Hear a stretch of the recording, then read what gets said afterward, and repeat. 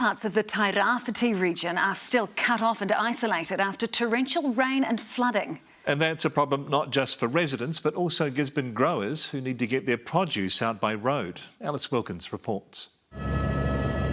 Delivering supplies by air, a lifeline for landlocked east coasters who are still out of reach. This morning, the Minister for Emergency Management took off on a mission to assess the damage and make deliveries. A couple of welfare checks, so some people that are on dialysis, making sure that they are okay, and if they need to be transported down to Gisborne for further medical assistance, dropping off a substantive amount of supplies to some of those that are in remote locations that aren't able to go to the store and get groceries. State Highway 35 is slowly being cleared and reopening, but some of the worst hit areas between Tokomaru Bay and Ruatoria remain largely cut off.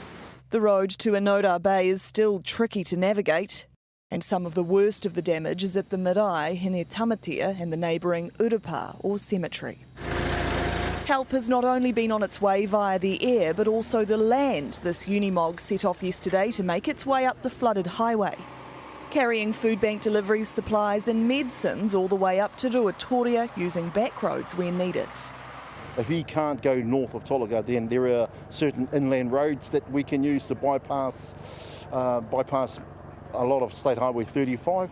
Not only has State Highway 35 suffered from the worst of the damage, but the Gisborne region was completely cut off with the closure of State Highway 2 north and south.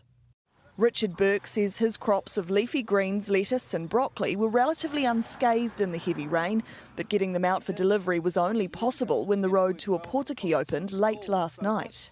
We're loading at 6 o'clock until about 10 o'clock, so we're sending as many trucks out as we could.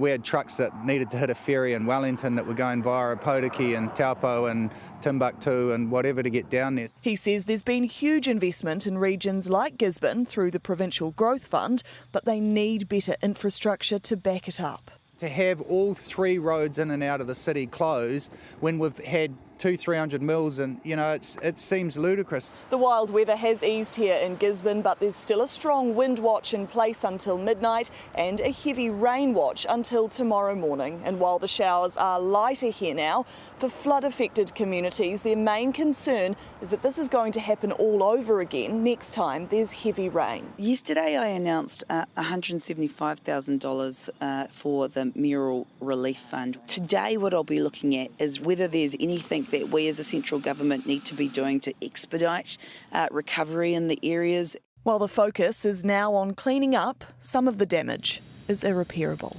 Alice Wilkins, Newshub.